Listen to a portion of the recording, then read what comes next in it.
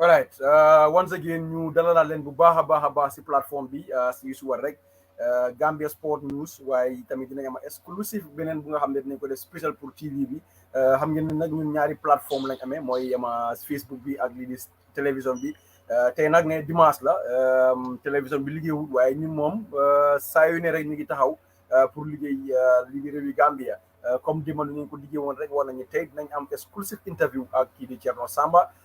mu nga xam ne nag def na lu rëy lu nga xam ne gisaguñ ko si taarix yi lii di Gambian football jëlee fi ndaw yóbbu ko direct France loolu nag ne géej nañ ko fay gis xaw ma ndax am na sax de because dinañ si waxtaan waaye nag ne bu amee de man géej naa gis lu mel nii tey moom la ñuy waxtaan ak kii di Habib Fall dinañ waxtaan lu yaatu si wàllum lii di agency bi Cherno Samba taxawaayam si ndaw yi Gambien si lan la Cherno war a taxawu tamit pour ndaw yi gis de rek ne Gambia dina mën a pénétrer si English Premier League bi because démb am na ku ma yónnee ma message ne ma ne lii bëgg naa nga eggali ko si Cherno Samba wax ko ndax moom pare na pour taxaw pour gis rek ne Gambian play dinañ am access pour war a mën a play si English Premier League bi xam nañ ne nag dina métti waaye nag ne dinañ waxtaan ak Cherno xool yan taxawaay lañ mën a gis ne agency bi dina mën a def ndig ne moom play na foofu si biir lii di England jamono bi agent la gis nañ ne yu bëri nga xam ne yóbbu nañ foofu si biir lii di Barcelona yóbbu nañ ñeneen ñi si club mag foofu si biir lii di Manchester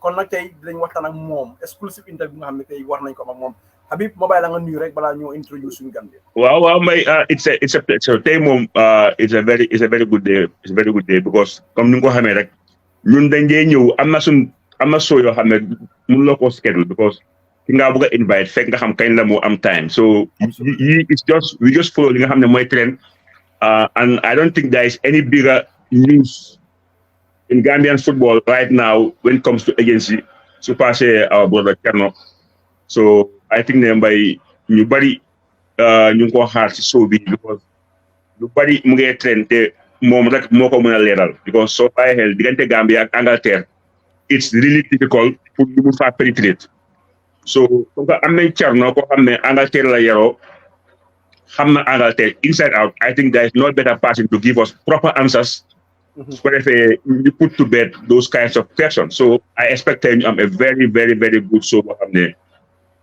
all Gambians all over the world home abroad nañ ci jàngee man it naa ci jàngee mbay ci jàngee te gëm naa ne lii dafa nekk YouTube till the end of time so like a free lesson boo xam ne Cherno in terms of xam-xam so it's good to have him here and then mbay I think let's see tey soo di moom xam naa comme ni nga ko xamee rek it's gonna be interesting.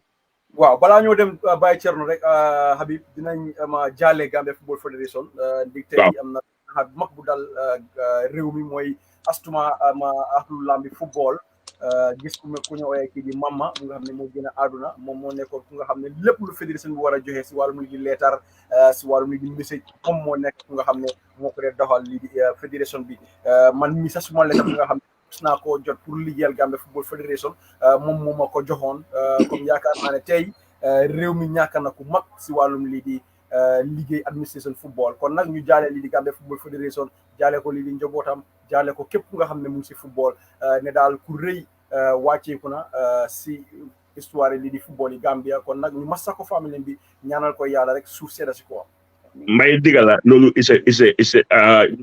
ñu ngi apologize that should have been the first thing li mu waroon a wax he's a guy koo xam ne he served Gambian football in many eras nekk na ni koo xam ne mbay dafa naxaree replace because dafa understand the ins and out of every corner foo xam ne war na faa yóbbu letter daf ko so it's a very very sad news ñu ngi ko jàllee everybody Gambians women abroad especially family am I understand ne dinañ ko dégg tey 5 o'clock Lamin ak somewhere nañ ko 2 o'clock tëj nañ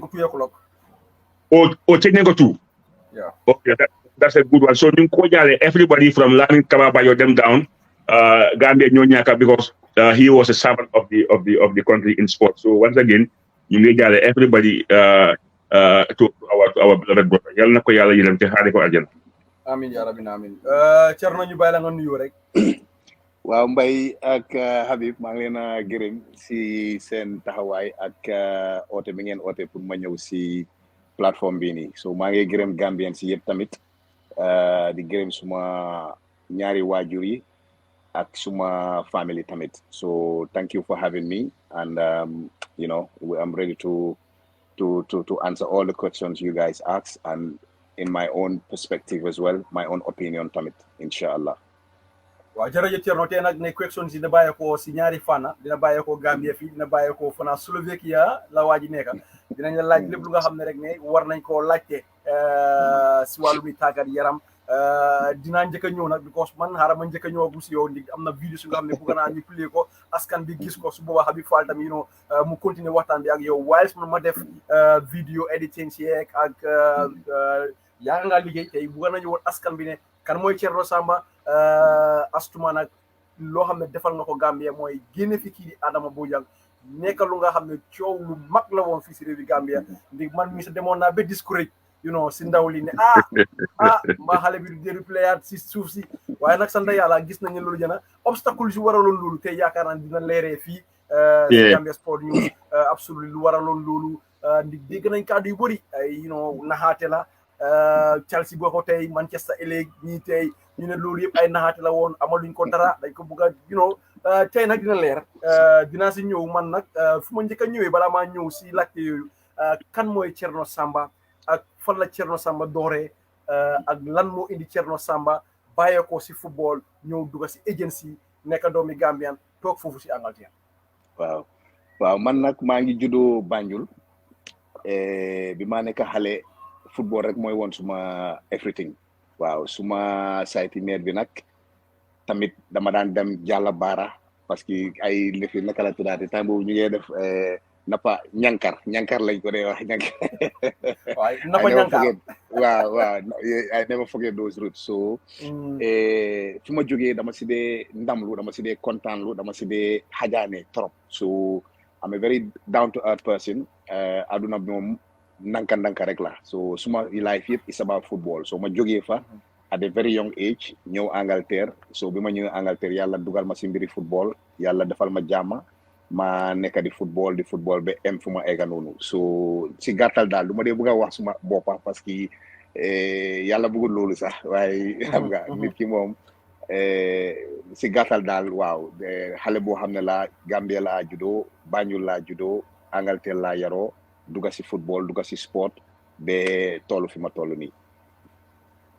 jërëjëf thank you very much Cherno tey nag ñu bëgg a waxtaan ak yow gis nañ lu bëri lu nga xam ne mu ngi trend si Gambian football lu nga xam ne lu jafe woon la tey nag sant yàlla mun nañu wane am nañ yow ak ñeneen ñu nga xam ne ñu ngi yëngu si wàllu agency du fi génne ay ndaw gisoon nañ nag lu nga xam ne moo doon xew si Gambian football xale yëpp dañ doon migrate di dem foofu si biir li di Sénégal pour mun a am access au nu mu ko waxee gateway pour war a mun a play foofu si biir li di Europe lu ko waral mooy ne connection si nekkutoon fii si réewi Gambia mun nañu wax sax Real di Banjul ñoo nekkoon club bu nga xam ne moo doon gën a mun a génne player ak ñii di ko Hawks football club ñu jégalu bu baax a baax ñaari clubs yooyu daal mun nañu wane ñoo doon gën a génne lii di football Cherno lan moo la dugal si biir agency bi ba nga fiil ne di nga war a mën a delluwaat back sa roots mooy Gambia pour war a mën a dimbali xale yi ñu mun a dem to this bigger club in Europe.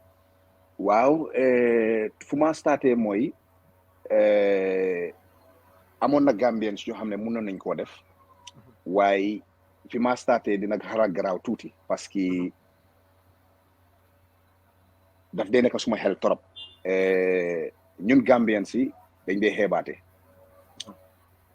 xeebaate si fanda yu bari parce que li tubaab mun ñun suñ own people mun nañ koo def soo gisee ma dugg si agency mooy bi ma football man suma life yëpp dama ko dee structure yàlla nag moo dee xam waaye foog nga plan sa life pour nga xam fi nga teg sa tànka soo paree fii man I've always based it on that. bi ma football suma England ex manager Digbeet yal na ko yàlla yërëm gaañu na moo ma daan wax ne ma bi ma amee 25 26 what is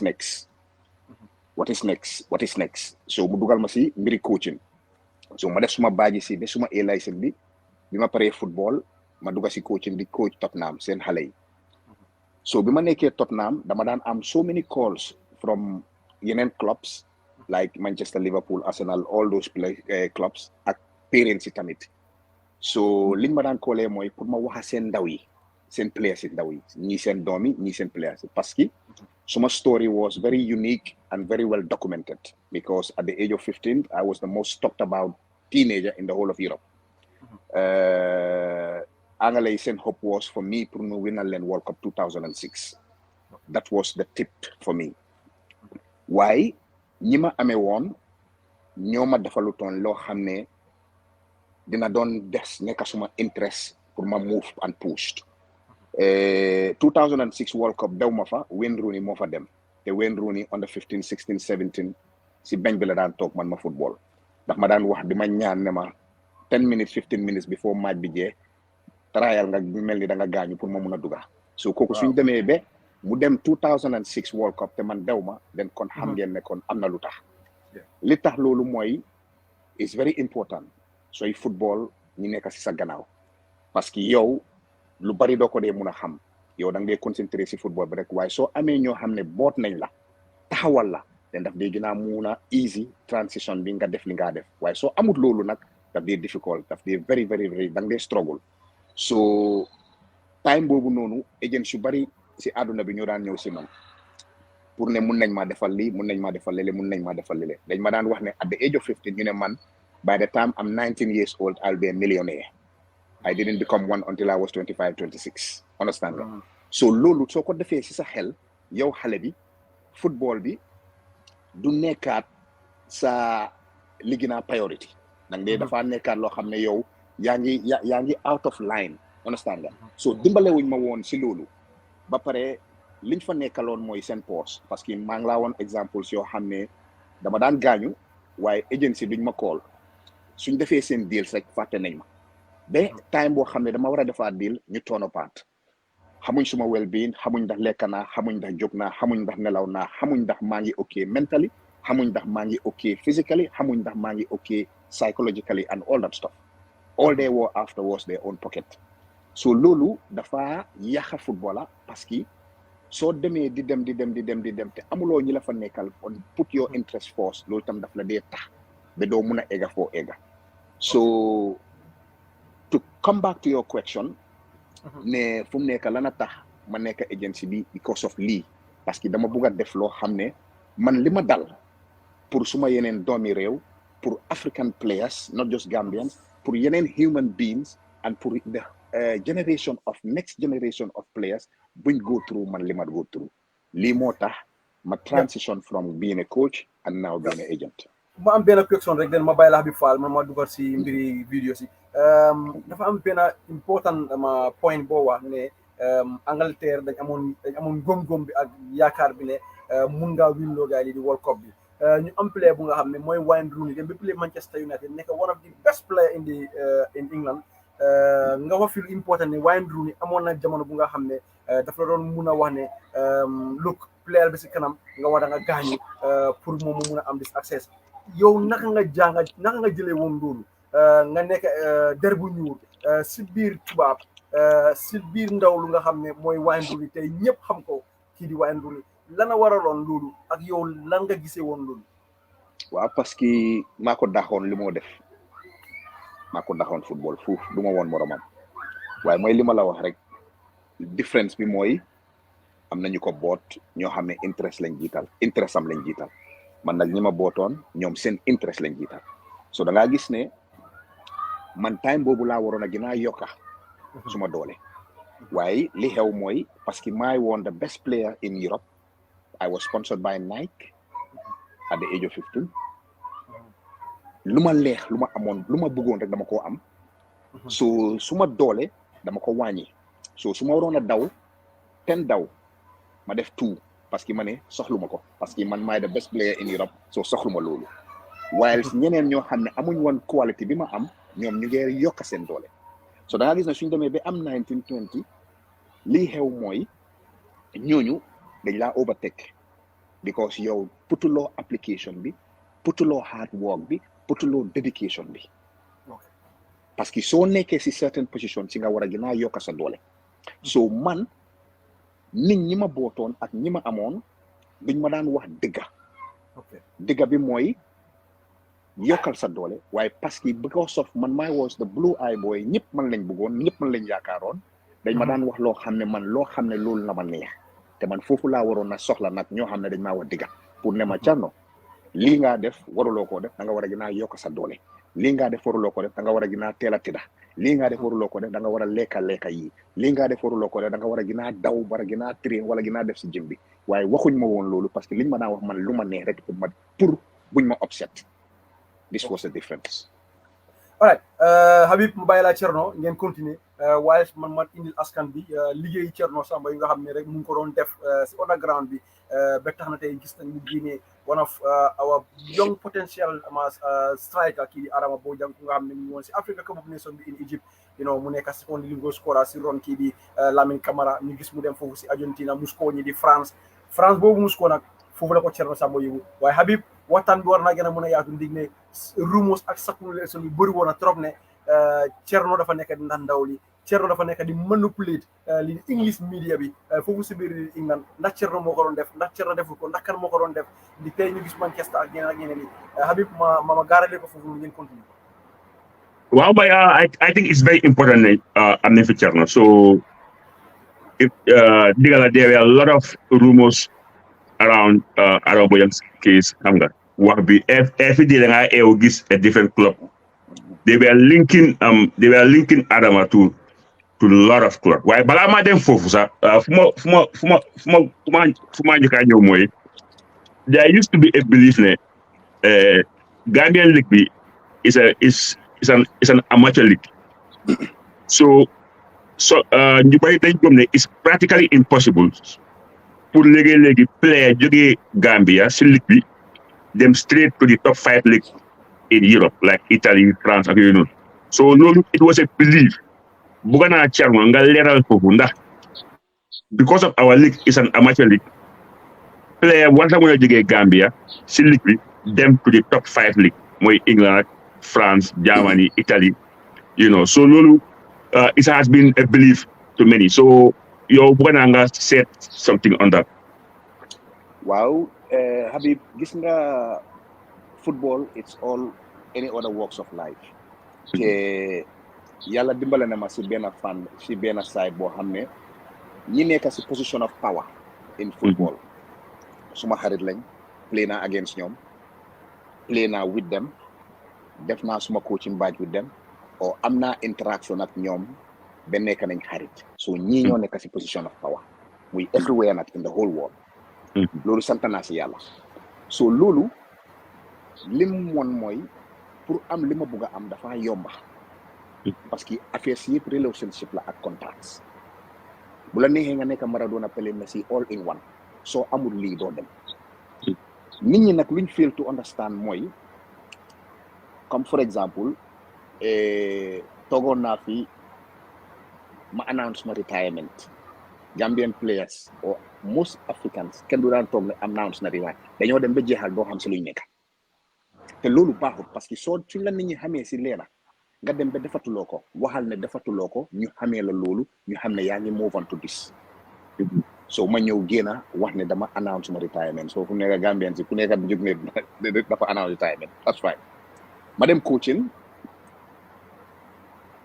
after ku nekk ñëw tam ne dafa coach that's fine I'm setting the trend that's good léegi ma transition into agent people are already starting to be an agent te xamuñ lan ak agent mu ëmba yëpp it's a healthy competition because loolu dafa yóbbu suñu réew bi kanam and that's fine waaye comme pour touch yow li nga bëgg a wax mooy dëgg la suñu ligue bi amico la waaye if you're good enough player bi nga am ku la xam ne am na relationship bi ak contacts yi outside of dëkk boobu mun nga faa génn te demonstrate naa loolu si Adama Bojang.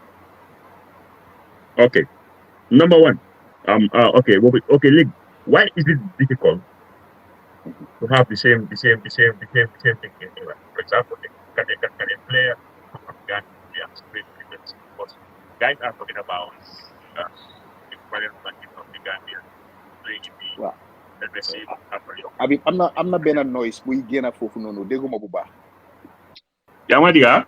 Wow, better. That's better. Wow, yes, people are talking about to play in the Premiership. For example, like from the Gambian league, Gambia has to be in certain level of the FIFA ranking. Is that accurate? That's not true. Mooy li ma la wax. Oh, okay, now does it have to do with it? Like you have to be 16, 17, 18. Nga jógee Gambia dem UK nekka ci youth nekka in youth setup and then put it up. Or it doesn't matter. Rules yi it's this.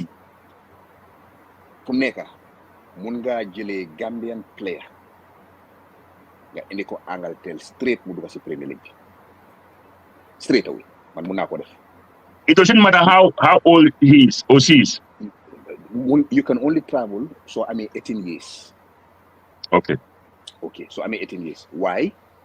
Rule bi li FA bi def mooy for example fokk ñu am certain players of home based players Angleterre ñu nekk ci squad bi loolu su amee any player South America South Africa Gambia Senegal Mali it doesn't matter, they can come straight to the Premier League. Only 2 players is allowed at every season. 2 players. Okay? Before it was they used to talk about the work permit issue. Why work permit issue bobu nonu? You can still bypass it with an exceptional talent. So I mean an exceptional talent from Gambia mun nga ko dugal Angleterre, the Premier League. But the key is exceptional talent. That was before. Why legi rule bi wax na ne mun nga am 2 up to 2 players from Gambia, Senegal, Mali, Guinea, Nigeria, any African countries. Based on there are certain number of homegrown players that have to be in the squad of the club. Then Gambian players mun na ñoo fi. So if I understand you, Cherno, so then where was this FIFA? You have to be in the top 75 to play in the UK. That was before. That's an old dated rule. Wow. Before. Wow. Got you. Wow. Got you. Yeah. Okay. You know, it's very important because lately, by now, there are a lot of people in Gambian football. You know how many people they just get this title of an agent.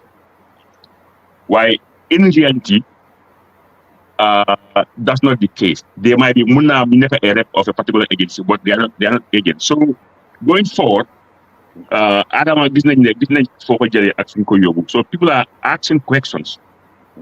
That here they approach Gambian players or they approach or your Munda Hall, Mr. XYZ, it's super good, and then you might have the contact. Which is which? Habib, I'm glad you asked me a question, Bobo. Parce que Gambian players, you body la approach. You body. You have you play right now in the squad. I can say nearly half of them. Just to help. Just to help. Because it's not monetary gain. I've made my money already. Alhamdulillah. I've made my money already. It's done. I've done it. Okay? Why? Pour dimbale len nga xamne mun nañu play ci Premier League bi and the highest leagues consistent waxuma la ñu ñew tay do ñu dégat including myself tay nga dégal ñu do ñu dégat tay nga dégal ñu do ñu dégat tay nga dégal ñu dafa bari we are not consistent Gambians, we are not. The reason being is moy lima starté because dañ dé xébat man li tubab mun mako ko da parce que ñoom seen agency they believe in this foreign thing so much da nga xam ne dañ dee xeeb ñun suñ own people ba pare ñoom seen agency yooyu noonu foreign agency yooyu noonu dañ maa call pour ma dimbale leen si players yooyu noonu even though man approach naa players yooyu just to help them maa ngi laa wàllu serious abi players yooyu approach naa leen pour help leen. They would rather stick with the European agents. ñoo xam ne amuñ the capability and the contacts pour gën leen a yóbbu high. And those agencies contact me to help their own players ñoo xam ne approach naa leen. Gambian players yi dañoo dem ba seen ndox yi jeex ñu soog a ñëw si man ne ma dimbale leen. I don't have a fool written on my forehead. I am not a miracle maker. man lu ma def dama di jiital yàlla force ba pare def ko muy déggu suma yaay moo dee wax ne dëgg rek ay mujj and I live by that and I swore by that waaye ñun we are not honest to ourselves moo tax we have a long way to go moo tax doo gisee Gambian players consistently at the highest level and stay there 1 or 2 nga count suñ demee rek they drop because Habib we have to clean this and trust our own Senegal I give you a prime example Pape Diouf he used to be at Marseille I know gaañu na yal na ko yàlla yërëm dafa jël Cherno who's an agent mu teg ko si booram jox ko xam-xam bi yëpp ne ko doxalal xale yi nga gis ñi yëpp ñoom Ismaïla Sarr ñoom Sadio Mané ñi fa ñi génn yëpp si roxo Cherno lañ jaar he's a Senegalese mu teg leen fi mu leen war a teg and they are all consistent and they are all doing what they're doing. They're earning £300,000 a week, £150,000 a week. They've established players. And they've gone through a Senegalese agent. Why can't we do our own? Why can't we use our own? Not even man. Why Modlamin Biay Mungfi? Kenen kita dama de fade turam Mungfi? Ñeneen ñu fi. They can do the job. Why ñun dañ dé hebaté? This is the problem. So to answer your question, players yi nga wax ne ndax dama leen di approach every single one of them, most of them ñoo xam ne ñu ngi play right now dañoo xaar ba amatuñ dara or they are finished then they come back to me but why man tamit I don't have a full written on my forehead and I am not a miracle maker. It will be nice ñu starting ba ñu run the race together foofu laa daxee waaye bul xaar ba nga xam ne fu mu nekk yow sa ndox yi jeex na dara xebatul nga ne xaaral ma dem seeti dof bi du ma dofi kenn. So this is the problem. I think loolu leer na. Then why was Adama's case an exception? Because su ma déggee sa past interview bi dafa mel ni sa diggante Adama ak those ñi nga xam ne are behind him. It's like it wasn't difficult for you pour nga mun a def li nga bëgg a def. So why was Adama's case different? And going forward, lan la other Gambian clubs or players should learn from Adama's entourage? Ba nga xam ne job bi was easy for you, and at the end of the day, both the agent and the club family and fans were all happy. Adama maa ngi liggéey moom for the past 3 years. Kenn xamu si dara. 3 years? Thank you. Adama jël naa ko yóbbu ko Greece. Dem na Greece, Pau. Yeah, I knew about the Greece trip because they were 2 in number. Thank you. Adama yóbbu the other kid kooku suma ndola moom I know mooy adi. Thank you. Adama yóbbu naa ko Greece. Kenn xamu si dara. Things didn't work out. We talk about it. You go back to Gambia. This is just the beginning. Mu dellu waa Gambia. You carry on doing what we're doing. And then now where he is, everybody knows. It's easy because Nico Ametamit, they are good people. They are top people. And it's a project we started 3 years ago. Ken wahut. Why ñom tay lañ gis rek di door di wax. Clubs yi daan gis ñuy binda ak di wax yépp, none of it was true. Musuma waxa Leipzig, Habib. How more Leipzig? And they said it was a don't deal. Thank you.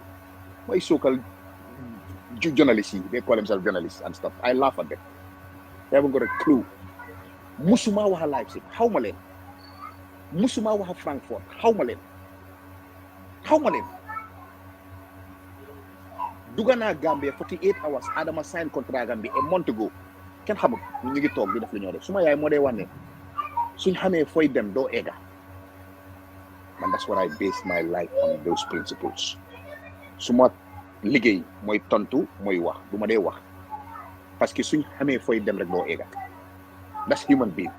So dama daan déglu loolu si suma yaay bu ma nekkee xale loolu laa màggee loolu laa yaroo loolu laa xam. So I keep my mind quiet and do what I need to do. Adama club si wax yëpp none of it is true. Chelsea laa si waxal parce que owner bi xam naa ko personally tot suma xaritu moom laa si waxal te li ma ko wax dama ko ne man duma la jox suma xale bi mu ne ma waay Cherno ma ne ko parce que su ma la ko joxee da nga koo abale di ko abale parce que loolu baaxut si moom xam nga lu ma bëgg nga bàyyi ko ma yóbbu ko feneen yow nga monitor ko in the next 2-3 years nga jëndal ma ko you shake on it maa ngi laa wax private things because man nii laa mel I will say how it is thank you suma xarit la kooku rek laa si waxal waaye I was looking at a project boo xam ne xale bi dina develop that's the key fu ñu dee mistake mooy fi ñoo starté foofu la Gambien si dee mistake gis naa ñuy xam ne ay ñu ngi leen yóbbu ay players yoo xam ne koo xam ne starté nga ngay ko yóbbu ay Égypte ay Morocco foofu fan laa dem lan laa def si carrière Cherno mun naa ñëw si benn point bu important boo wax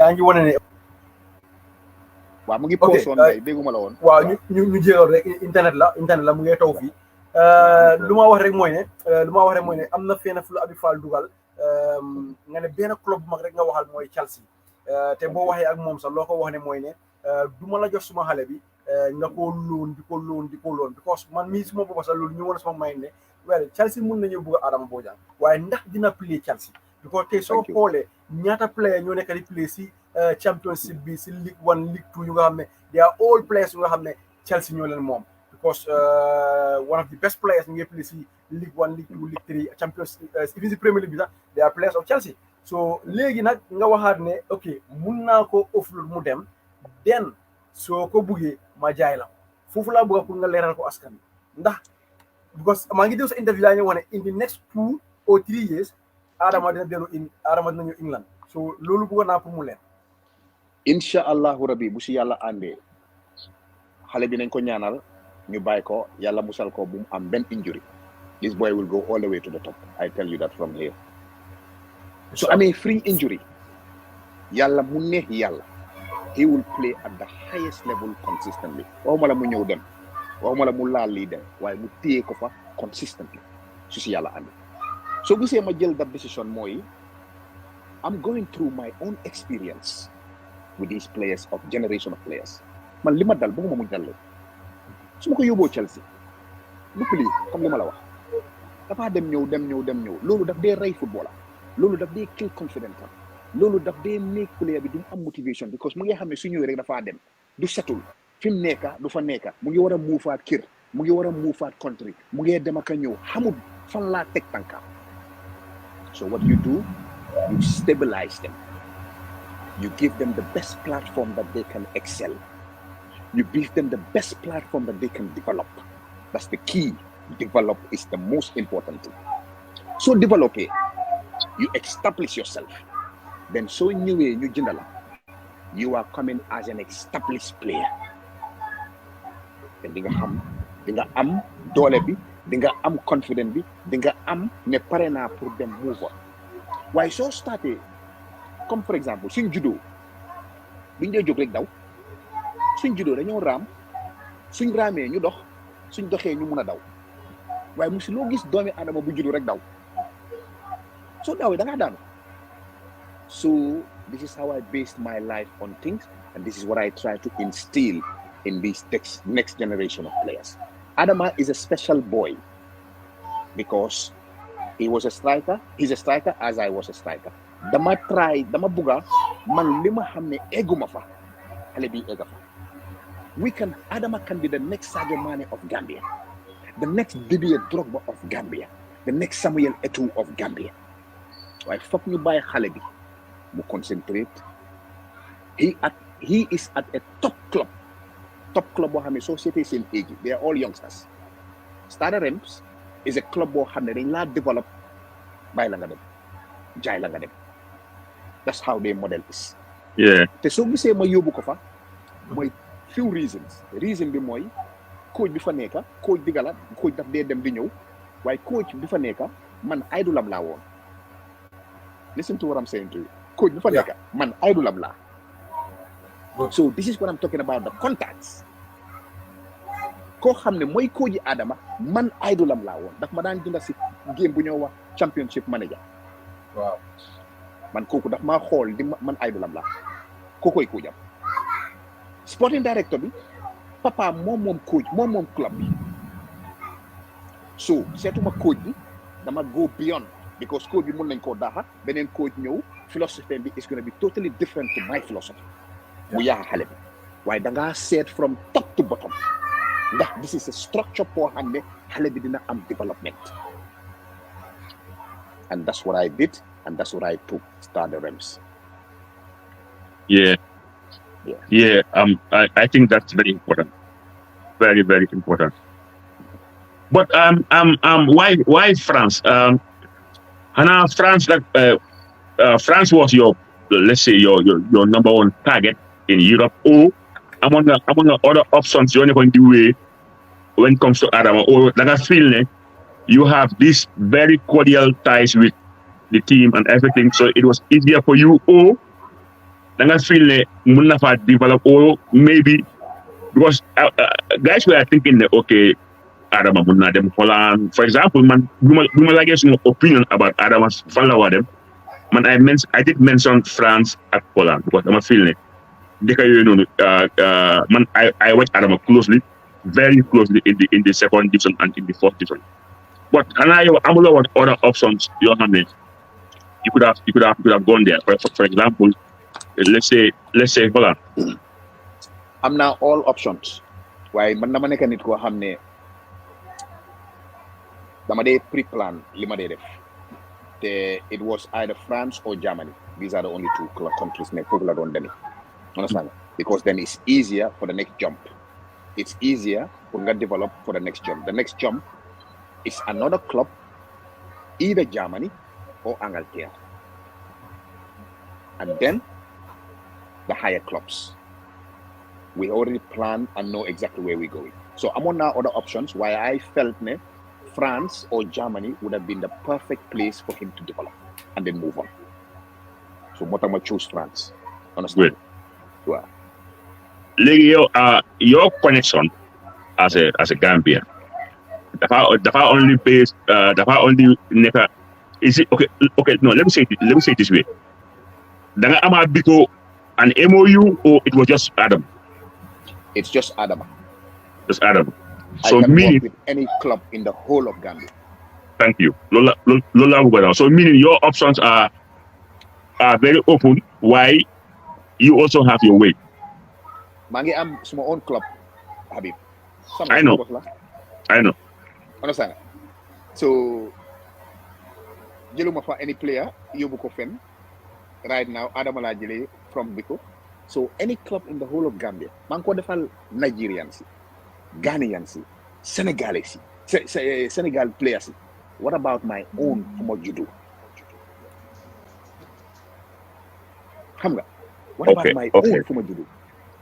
So Daniel am na benn player bu nekk Nigeria, Daniel Daga mu ngi woon si under 20 bi ak Adama.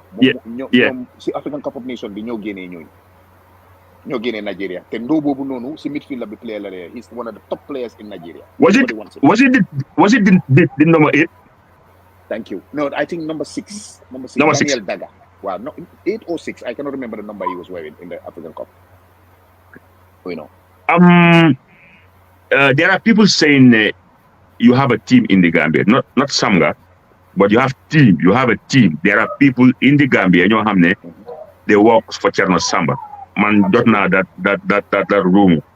So, is it confidential, or you would like to share with us? Yeah, those individuals. It's confidential. Well, it's confidential because ñu bëgg ñoo feeñ te man tamit bëgguma ñu feeñ parce que comme li ma la wax rek suma yaay lim dee wax rek suñu xamee fooy dem doo ega man loolu moom is my DNA, you know, so I keep myself to myself, keep quiet. Suma liggéey bi di tontu suma wax. That's it. Okay. Wow. Right. So just to come back to what I was saying, this Daniel Daga is Nigerian. He's my player. Mu ngi jógee Nigeria waaye indi naa ko si Angleterre. He's already signed for Watford Football Club. Loolu naka la demee lan moo indi that connection? Dama ko gis moom boy bi waaye maa ngi am contacts in Nigeria and all other African countries. Everybody's working for me in those countries. Manelen, I want this boy, and they went and fetched him for me.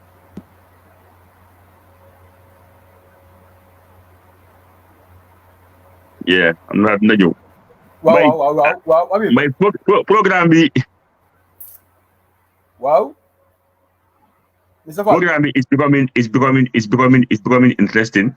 Yeah, absolutely. I think Cherno mu ngi leeral mbiri. waaw dina gën a leer xam nga odi gars yi ñu tungu ne moom du teew ñu nataal. You know, I am happy that we have him here, and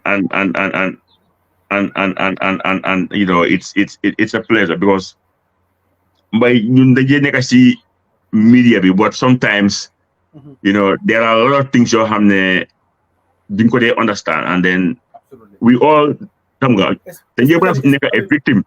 Especially si this saga of England naka la Gambian player war a mën a play in England. waaw moo tax ma indi ko.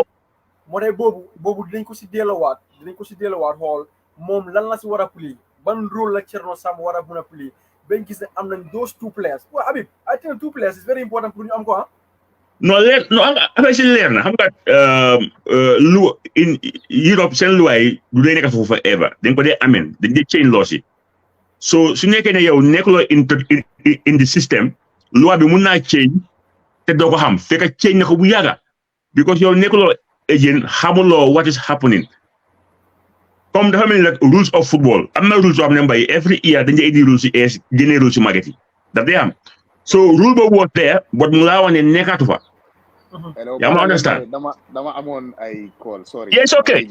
Wow. It's okay. Habib, I think ne am na ñu nga xam ne ñu ngi follow am na ñu nga xam ne ñu ma text on my WhatsApp anybody ku nga xam ne mu ngi seetaan am you feel like ne am na lu nga xam ne war nga ko bëgg a laajte mun nga koo bind si comment bi.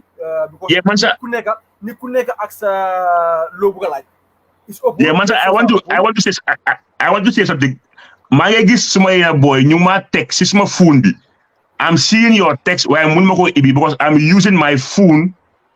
With the on the program. So guys, I'm really sorry. I couldn't put your forward. So paste it on the Facebook. Wala guy forward mo ko suma WhatsApp bi rek. Ara mo suma WhatsApp 9108673. Na guy forward suma WhatsApp bi rek. Exactly. I'm not ko xamé suma close way la gis na mu ma text. Te xam naa ne si talibé ay Cherno la bokk but I've seen the text waaye mun ma ko ibi. So yow you know waaw exactly yow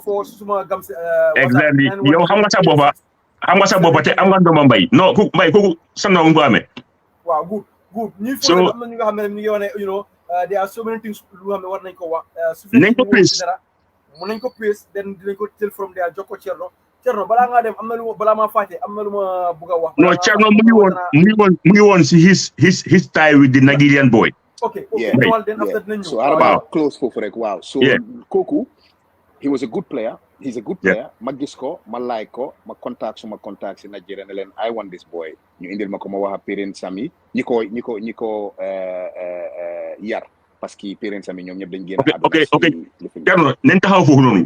Why the parent are not an agent? Nañ taxaw fofu. Why do you talk to the parent? Ana mom amuton agent bala yow. No, because halela. Thank you. Man. Lula wo nga leral. Buksi la de laal. Man duma exactly. Dara lo xamé is wrong. Waaw. So fofu nonu lan la buksi wax si on the age. Warulo wax player bi parce que xalé la. Unless nga am license bi. Parce que amé license bi parents nga ko dañ kan waxal bala nga wax sen doon. Waaw. Thank you. Wow. Thank you. So on the age is because he's only 16, 17. So munuma wax mo. Wow. So ma wax guardian sami. Then guardian sami xam nañ lu ma def xam nañ lu ma capable ma jël xale bi within 3 weeks ma indi ko Watford Football Club. He signed a 5-year deal come Adama and he's got a Adidas contract. Yes. Nigerian la. So Cherno yow kon you da nga confirm ne Adama am na this 3-year contract with Adidas, right? Adama génneel na ko 3 years Adidas contract. Thank you. Leer na. So go ahead. La wa Habib loo xam ne benn Gambian waxuma la Gambian African jógee Africa ñëw Europe straight amee sponsorship brand amut. From an amateur league. Teg si loolu. Amateur league amut. Wow, that's good. Comme li ma wax rek Aliya indee xeebaate because what I'm capable of tubaab bi maa ko daxa parce que li ma la wax Aliya ñii yëpp they are in positions of power and they're all my friends. That's the difference. It's a job is all about networking. It's all about networking. Yeah. Mooy li ma la wax rek. Yeah. Su nga nekk mere télé Messi. So amul contact bi doo dem. Yeah, that's true. Doo dem. So and the good thing meaning about it is, ñi nekk si positions of power si yëpp, they will be there for the next 20 years because Sir Alex Ferguson, Arsene Wenger, those era is finished. It's my generation that's going to be in power for the next 20 years. It's going to be a merry-go-round. Ñoom Steven Gerrard, ñoom Frank Lampard, ñoom Scott Parker, ñi yëpp dañoo nekk si management for the next 20 years. They're going to be going round and round and round. That's These true. are my friends. That's true. That's true. Wow. Kon tey Cherno yaa ngi fi leeral loo xam ne it was indeed that ñu bari dañ gëmoon ne Gambian players yi dem UK straight is rather impossible only su nekkee ne da ngaa dem as underage ñu mun laa plug into the academies nga grow up climb the ladder waaye tey li nga fi wax ni ñu bari you set the light so I think loolu moom tegee na boor so going forward comme ni nga ko waxee mbay ñëwaat waaw ñu jégalu si darkness bi lighter dem because mu ngi taw bu am du worry light dem na du worry man maa ngi xaw a dark waaye anyway waaw yaa ngi bureng jaara soma foofu nga nekk ni garaw waaw gis I got a very important question pour ama Cherno comme ñoo ko digoon gaay rek they are sending it Cherno kii na lu wax mooy you are based in England and want to work with Gambian players. How will players or parents contact you if they want to work with you? Who is your right man in the Gambia, right? That people can contact. Wow, suma right man si ñoom bari na fa. Wow, waaye. xam nga ne léegi am na players yu nga xam ne on the age they cannot, you cannot talk to them directly. Te am na ñu nga xam ne amuñ sa contact in England. So obviously waaye nag nga ne lu confidentiel la ñu laa liggéeyal fii nga ne suñu xamee fooy jëm rek doo eega. Wow, loolu amu problem. So mun naa share ak yow later on after this the person that they can contact and you and Habib. That's not a problem, but I cannot say it out in the air. Okay. Yeah. Because there is also a problem, by if you put those names across, they will be bombarded with messages and calls. Why tamit Cherno hell mun naa ñaaw gis nga Gambians dañ dee xalaat de because I could remember I saw a post where I saw a Nani Babukar Si with Adama and Dembo. I'm nga tey moom ku mel ni moom na kon de Nani si la bokk bi ko gis naa Nani mu netaalu ak player. No, why Nani ak Cherno Samba loolu moom is not loolu nëbut. Loolu thank you. Mburo Sow la. Boobu nëbut de boobu sotti si ak desi la loolu moom I don't know ndax Nani is xaw ma lu moo liggéey foofu de waaye ñoom seen diggante partenaire loolu suma raka bu baax la te déggal na ma te we have a great relationship. Yeah, Nani Stala. Nani Stala. He's a man boo gisee ma fonka Nani man soo gomee Gambia ba pare am conviction man dama ànda yow Nani boo gisee Nani man lu la ko fonke he's a guy who has so much love for his country and then he has his belief and mun la ko deviate.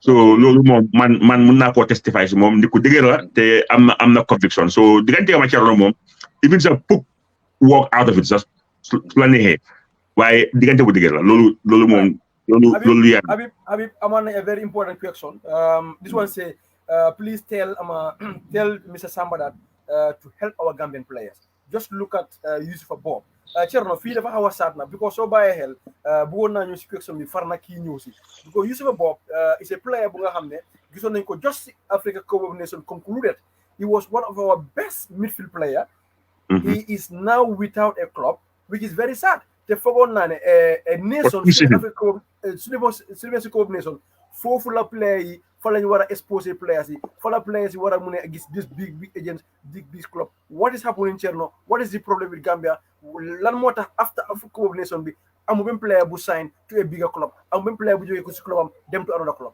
Youssoufa Bob is a quiet example. Jaguar naka la tuddaati Mbay yaa tudda tur boobu soo tuddee tur boobu dinaa la si fekk si parce que bëgguma woon a wax man dama nekk ni texte bi trop waaw so yaa indi tur bi soo dinaa la si tontu du ma dee bëgg a wax waaye man lu ma bëgg a wax dama ko dee wax parce que dëgg rek laa dee wax Yusufa Bob is one of the prayers that I spoke to myself. You're talking about 2-3 years ago. Suma bena nephew, Daddy Os, mama introduce ak mom nema dimbalé ko. Ma waxa mom si call. I'm prepared to help you and take you to the next level. Mom Yusufa, munema, he will get back to me. That 3 years ago is still today hasn't got back to me. Okay? And listen to this. People came back to me and said, ne, ma dimbale ko. Manelen, this is the problem. Nen dolende ham what is going on. Man suma bopa ma jël suma telephone wax ak xalé bi.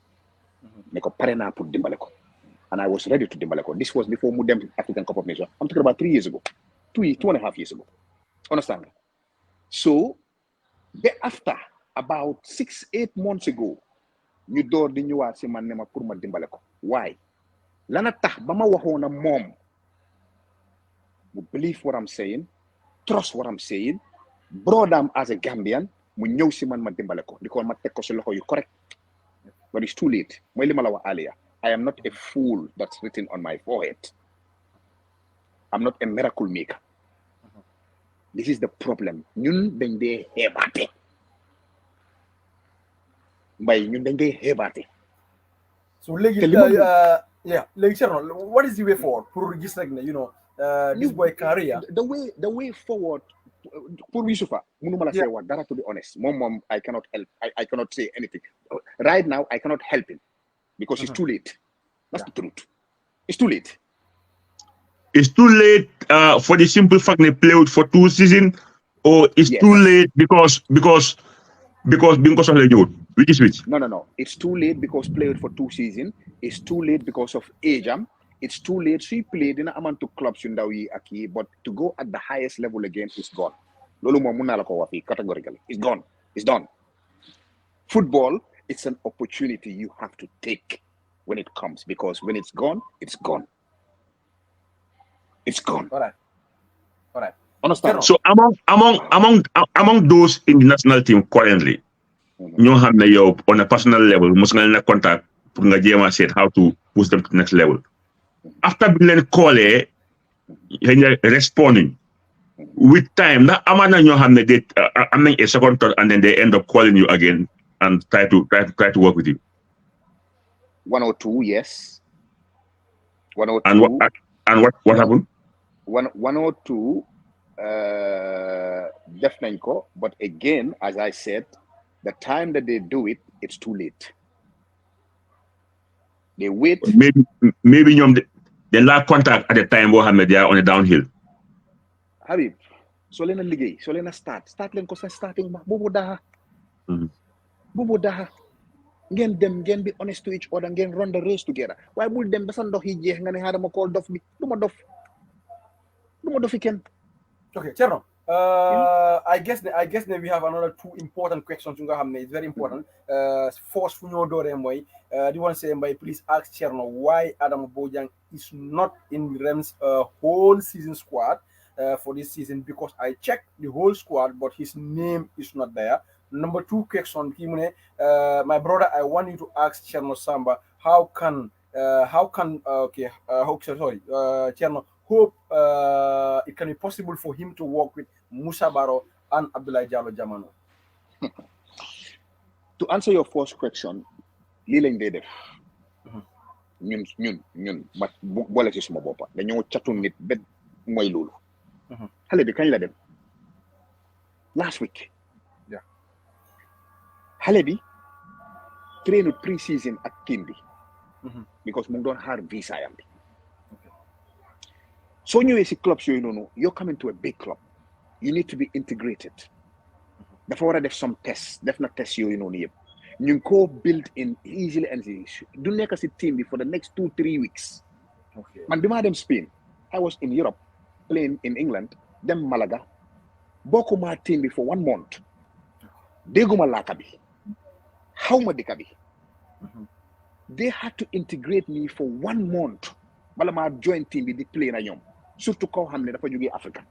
Nañ bàyyi xale bi nañ ko ñaanal ak jàmm, nañ ñu bàyyi ak jàmm ñu ñaanal ko dimbale ko xale bi dem fuñ bu ko nañ ko bàyyi buñ ko catu. good response. nañ ko support Adama parce que Adama dina fi def lu fi kenn defut man maa la wax loolu bu si yàlla àndee te ñu bàyyi ko te tëj seen gémmiñ si àll bi let them leave him alone.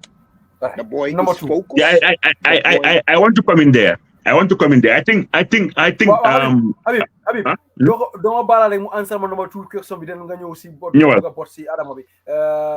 Possibly nga liggéey ak Moussa Baro ak Jamano because Gambian fans yi si nañ ñaar ñu seen peak of his career right now.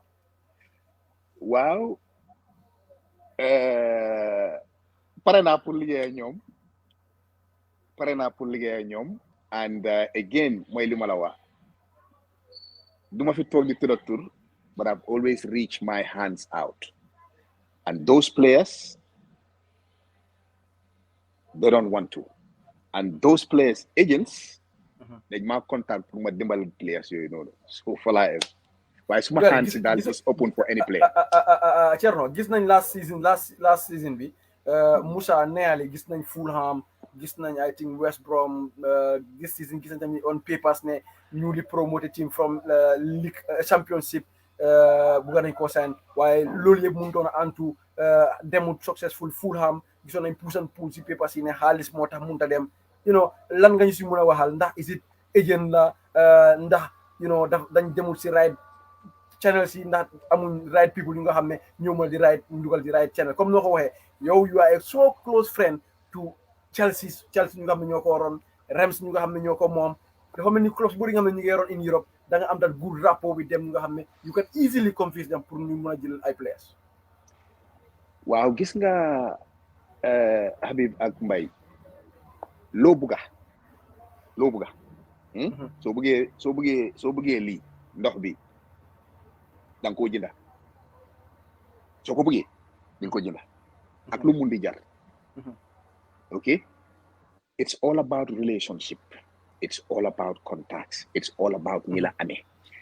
Man, there are agents. There are two types of agents. There are agents yoo xam ne they are transactional agents. Loolu lu ma mean si loolu mooy agents yoo xam ne caawuñ footballer bi caawuñ player bi. They only keen interest about themselves. In terms of that, lu ma mean mooy if the deal doesn't suit them, they wouldn't do it. Whatever they can make from that deal, they will do it. Those type of agents that are transactional agents. And there's an agent who they run the race with the player's career. Man, I am those agents you have. I run the race with the player's career. Because player be su gëmee si kaw, yow it agent bi di nga dem si kaw. Waaye su fekkee ne da nga jiital sa boppa, player bi jiitaluloo ko, player bi su starté rek dafa daanu, te kooku su daanoo yow tam di nga daanu. So it's best interest for both of you ngeen run the race together, ngeen jàppalante nga xam ne kii su égee di nga éeg, yow soo égee kii dina éeg. That's the best. It's a win-win situation. But most of these agents, 90% of it, I will say, they only think about themselves. Because mun naa wa loolu parce que man that was done to me. Moo tax ma jël the initiative ne man li ma dal du ma nangu mu dalaat beneen doomi Adama surtout suma bakkan bi. And this is why I make the transition between a coach and an agent. That's what I'm doing. Why? To answer your question, that side of Fulham and all this stuff, I cannot comment on it. But lu ma la mun a wax mooy contacts makes contacts and contacts makes things delivered. What I can say to you is when I want to do something, I deliver it. Okay. Yeah, I think it's important. And then by hell, Demba gis nañ ci news bi ne Moussa Baro part ways with his agent Luigi after for many years. So Moussa is dafa am a new agent. So loolu nag lu ko waral man naa yow xamuñ loolu waaye da nga gis ne most of the time players they change agent for different reasons because I'm not player with more tolu that the agent bi dafa war a move to the next level. Sometimes nekk ne agent bi mënu laa move to the next level da ngaa gestu nga gis ko but agents tamit they have levels. There are levels to it. Yeah. Am na koo xam ne mën na laa génnee Gambia mu indi la Europe and then that's it. Habib doguma la yal na bu la yàlla dog gis nga fi nga wax ni it's very important parce que da nga koo seetee yow ki laa teach primary school du la teach secondary school teacher bi laa teach secondary school du la teach college college soo fa demee ki la faa teach du la teach university there are levels to it nii lañ rawantee nit ki mun na laa indi from Gambia ba fii waaye pour jekkali da up xëj na man maa ko mun a def. This is the difference. Because Even if you go to the stadium, you have the covered pavilion, you have the uncovered pavilion, you have the VIP, you have the VVIPs. There is levels to this job. So I'm not against Hamne. So a small agent, my opinion, Punda you player be to the highest level. That player has to be a generation talent. Talent bo Hamne. Never call number globally. What will you have a shot? If not, so I'm with proper networking. I'm sorry. And then talking about Adama Bojan, I think Gambians have to understand one thing. Okay. The most difficult thing has been fulfilled. Thank you. Moi, Jogena Gambia, Yobu Denkosi Club must sign a 5-year contract. Lulu is huge, 5 years. Yeah. Cherno Samba, definitely Warugar. Thank you. Cherno is not playing football anymore. Thank you. Adama is played. Adama will play. Cherno can call Adama, put mental part of it, advice or what to do, check and hunger if everything is okay. But Luyo Adama to the next phase, that's a play huge part as a player. Absolutely. He has to tear his socks off. Adama, I'm not the potential. So the whole mighty squad, na Adama Boka, na Adama. Adama is not 30 years old, man. Adama is a kid. It has to be said. Adama, Yobunko Rem, he's not Mbappe. Adama is not a ready-made product. He's not. But he is taken to a different environment. No, but Habib, ma interject in that. I've done what I have to do. Yeah. I've put all the foundations for him to be successful. Yes, I've put it's there. all Definitely. the platform for him to be successful. Understand that? So, man lima wara def yeb def nako. Yep. Mom mo wara def lim wara def te dina ko def parce que Adama is very focused. La Work a player bo xamne is Adama. Adama is focused, Adama is dedicated, Adama is humble, Adama is a hungry boy and he will do it. Make no mistake about it. Yeah, Cherno. Benterek, Esa Jack is a good friend of Habib Fall. Mune Benterek, mune ma okay, lumpina moine. Please, by check the information I was asking about Adama Bojan name is not on this on the squad for the season unless they will put it later as he get ready. Please let him clarify that with us on that. So why I'm young one born them Malaga, talking almost 1 month, boklo si Lisby. Oh my days. Wow, how about nga dimbalé ko gen ko enlight leral ko rek né bu ko xéñ ñu bari dem nañ ci squad list list bi gisuñ ko fa am nga légui so démé sama soka sofa ko wax ma bo fa démé dafa fekk place okay wow lolu bo ga leral ko lolu bo dal so gis nga mota he asked a genuine question why mota xam tamit ba the whole of Europe especially France and Germany when you're injured, the club will only pay you 3 months of your salary, 90 days. Okay. If you don't have an insurance, you will not get. So, for example, if you're injured for 6 months, Club C will only pay you 3 months of that injury.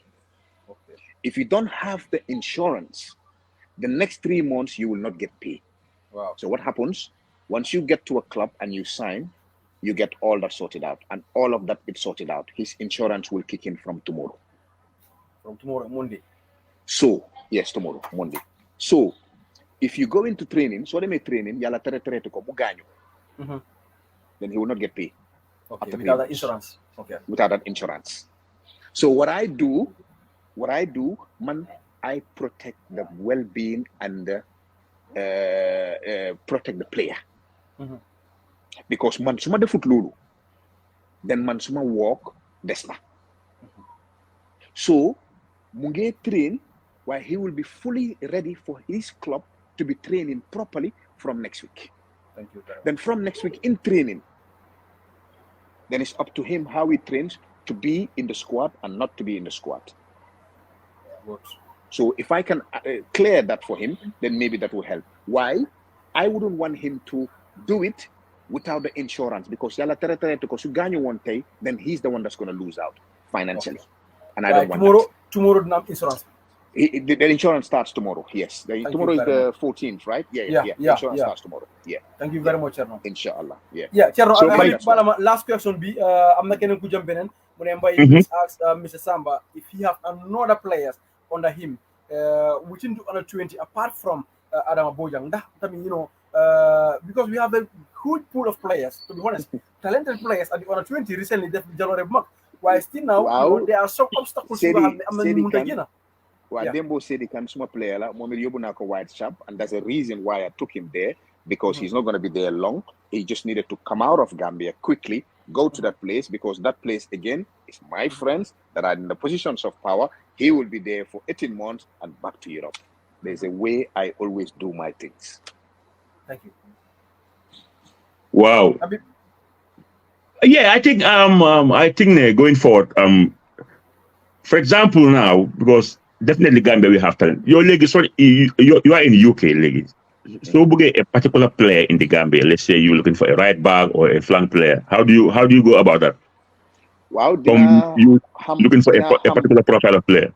Wow, dina ham profile am force, ñima fa nekkal dinañ ma wax. Then lima def moy is better.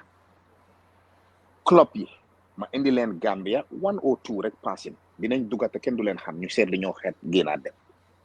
Parce que man believe in trials. Because trials, so jëlee halal from Africa nga indi ko in Europe for trials. There are so many factors yoo xam ne dafa dem wrong. One, seetuloo ko si own environment am te dañ la dee jox ay 4 weeks 5 weeks 3 weeks 4 weeks loolu mënuloo faa convince nit because léegi-léegi nga ñëw weather bi is not good for yow lekka bi is not good for yow seetulanguloo so nga war a prove loolu daf dee nekk a big stress for these players. So it's better, in my own opinion, nga indi club bi mu seetal boppam si player bi own environment am. Di nga gis ne kii am na talent bi and the quality waaye li dese rek mooy dafa need pour mu settle. Climatize. So nga indi ko nga mu climatize. So ko indi so mu nga koo sign from own environment am nga indi ko nga jox ko time mu settle. So settle di nga xam ne kii can be a top player. Waaye so indi player on trials is hit and miss. It's hit and miss. So man believe on trials. So dama dey indi club bi mu seetal boppam su ko buggee then mu indi player bi. That way gisal na boppam si own environment player bi. Xam na ne kii am na quality bi. So li des rek mooy pour mu climatize, pour mu am time nga jox ko. And this is what I believe. Wow, that's loolu leer. Like I said, from Mekani, there come a time, I'm a Gambia more boo xam ne dañuy moom they go with the flow. Right now, I'm telling you, Cherno is on top of the roof. Yeah. So all the flowers and props are flying left, right, center. While going forward, I think Mungawa in general terms, what are your plans? Because Saligay is not only limited to Gambia, it has to be said. You work globally. Why? I'm gonna finger joge is close to your heart. Absolutely. So te hamna ne sa ene buanga gis Gambian si ñu doxantu in the Premiership because lately gis nañu Senegal that our Gambian boy I was his Bangle born anyway.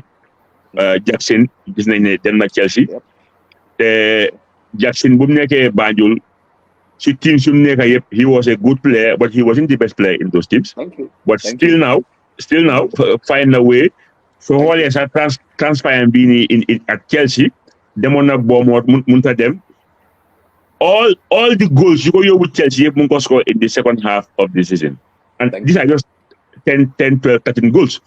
So gom naa ne Gambia ñun am nañ players yoo xam ne they are so talented because soo xoolee moom mu ngi woon Casa Sport ñun in this past 2 years the best players in Casa Sport are both Gambian and ñooñu if you look at their numbers ñooñu dañ toj league bi te moom deful loolu. Lamin Jaaju was the best player in not only Casa in the entire league. He was the MVP.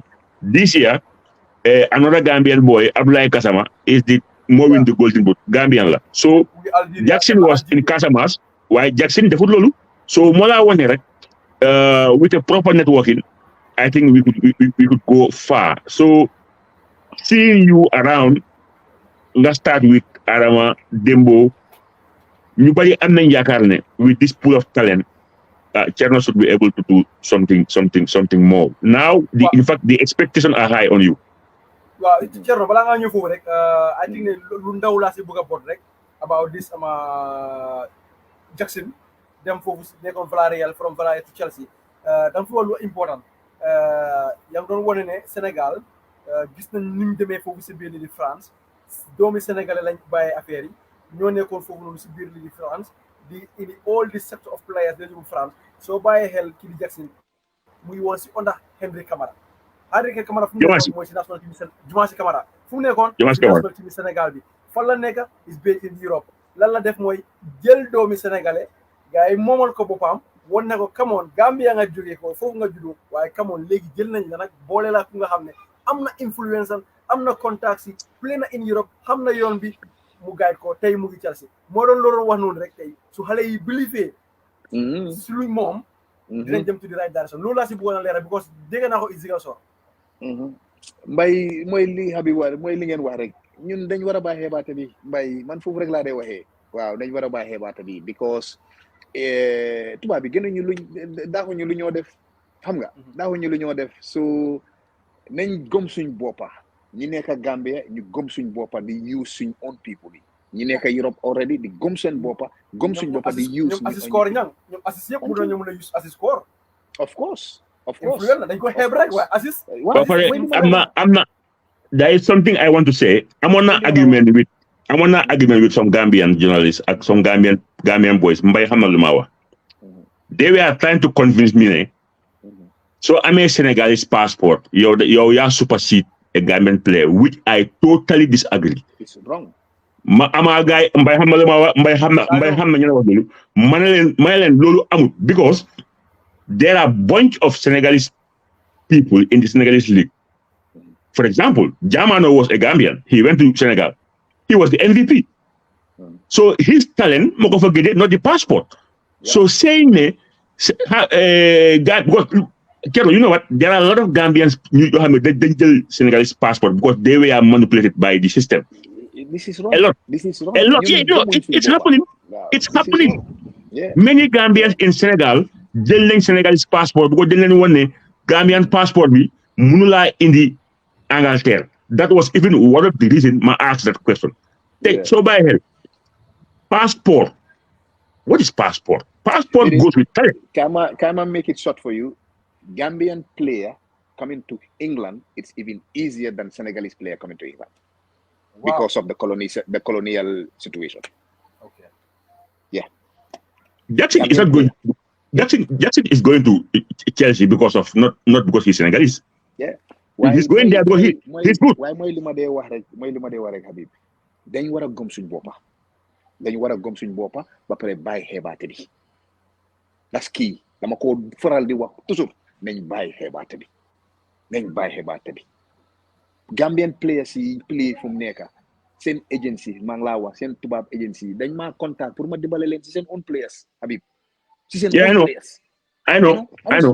te soo gisee ñun we are not consistent because ñun dañ dee naxaate ñun we are not genuine ñun we are not honest te soo honest to doo dem xoolal Sénégal players ñu ngi first step si biir top 5 leagues yi Gambian bi dafa dem wàcca including myself ñun ñëpp jaar nañ si da ngaa ne nii rek daan waat parce que we are not honest. This is the problem. This is the issue. This passport just because this passport thing is just totally because for example, Lamin Jaji was the MVP in Senegal, best player in the league. on a Senegalese passport. Right? Mom Lamin Jaaju comme wax nga turam momit si mom si ñël ñu la bokka man contact na Lamin Jaaju pare ko dimbale yóbbu ko Anderlecht mu dem Sudan. Look at that. Oh really?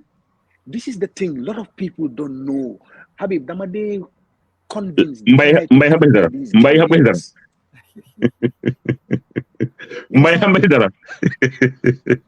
xam nga moom Lamin Jaaju yónnee na invitation pour mu dem uti visa pour mu ñëw Anderlecht. Everything was set and done. Wow.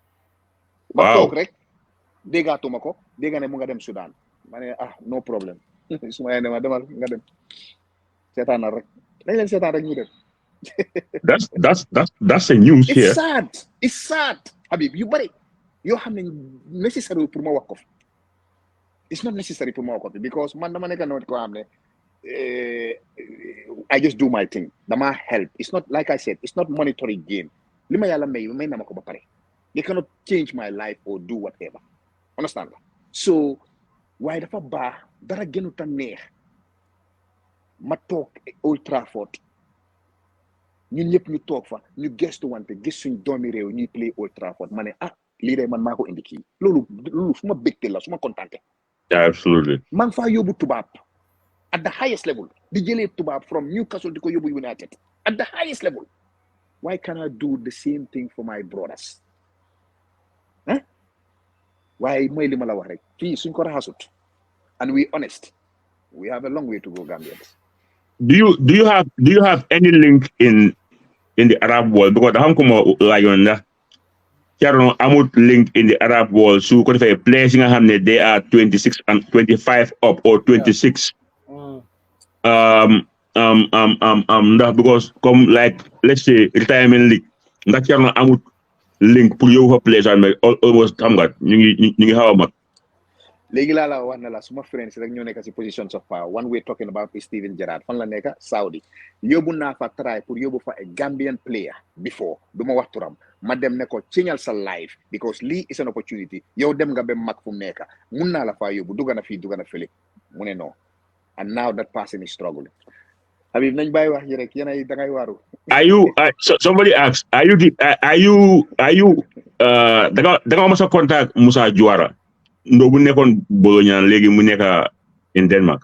waaw Musa suma ndóola moom it ku am yar la ku am respect la waaye moom tamit dafa sign on contract ak benn Italian agent ki signa Musa Baro so mooy loolu waaye luckily I helped him out get him out of that contract he's okay he's doing well now and eventually suma amee time dinaa fly in and I will sign him and help him move his career because Hoku dafa need help he has the talent but he was surrounded by wrong people also and people messed him up and I will try and help him.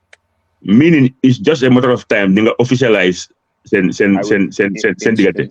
Inshallah, yeah. That would be good. I agree with you 100%. Musa Juara, he's a good kid. He is a flagging winger, very fast and tricky. So, Bangomnane, with the right people, he will come back to his best, and he's still young. Absolutely. And he's doing well now. If you look at the last two games, he's playing week in, week out, and he's doing well. Follow. Wow, Lila, just confidently because you need human beings. Like sometimes we just need that love, that confidence, not someone that care for you. Why he was misled, he was with too many people that were just wrong people for him, and now he's seeing the benefit. Tomorrow time we will officialize things, and I will try to help him because I genuinely like him. One thing I have to ask: how are your people in Greece feeling about this whole thing about Adama? Because your guys in Greece, they got the chance to get Adama before, and now he has moved to a much better organized, financially balanced team. Wow, because aduna mom lola nit ki mom so bugut ki rek kenen bugala. So you have to just not give up. You just have to keep on fighting. You just have to keep on going. Te Adama dafa nekk nit ko xamne daf di déglu. So lolu déglu bobu nak moko dimbalé ci lu bari. Lima ñaan rek Yalla musal ko ci injury.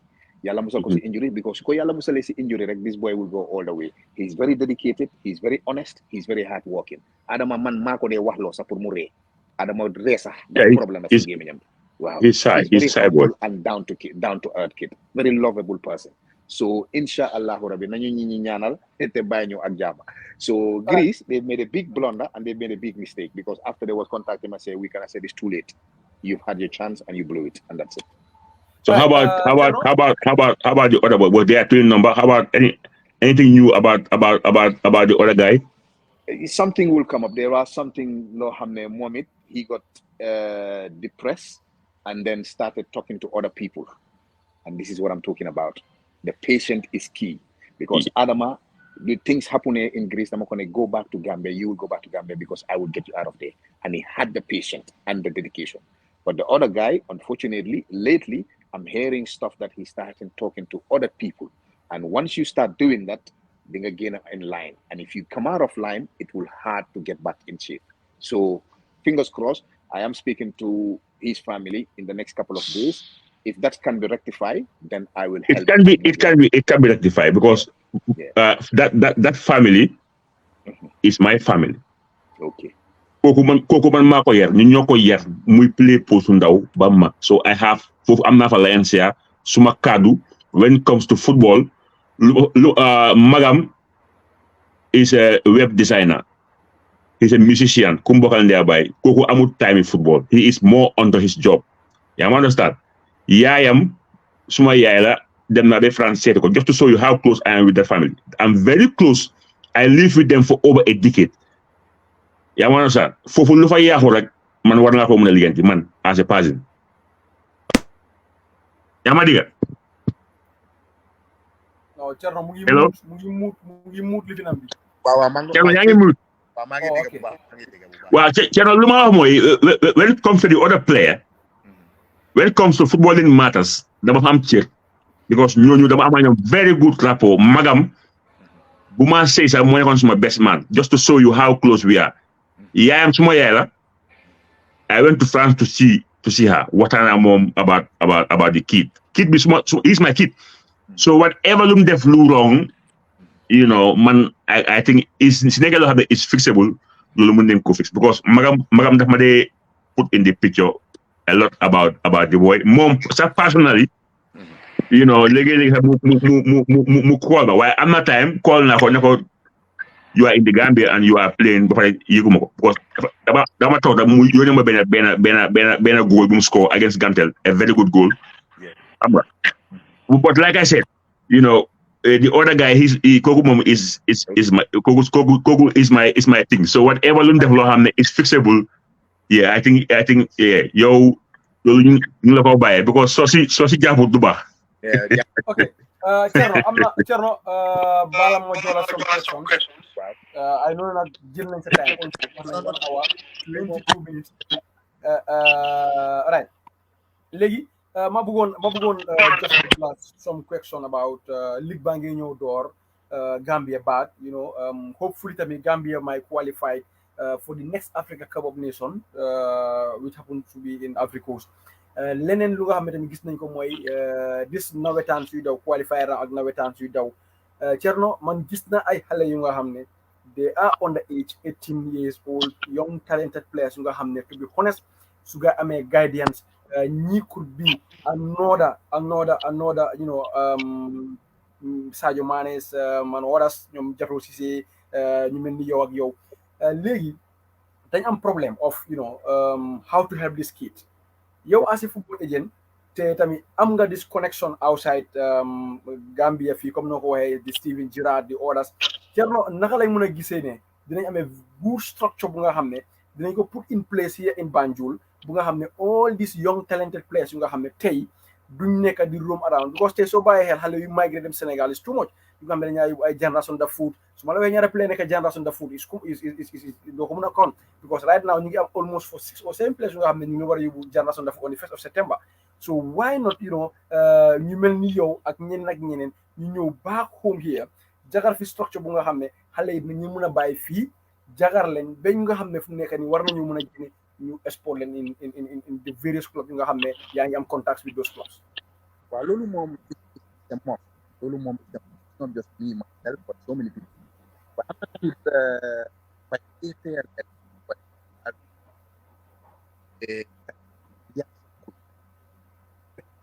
Cherno yaa ngi break de.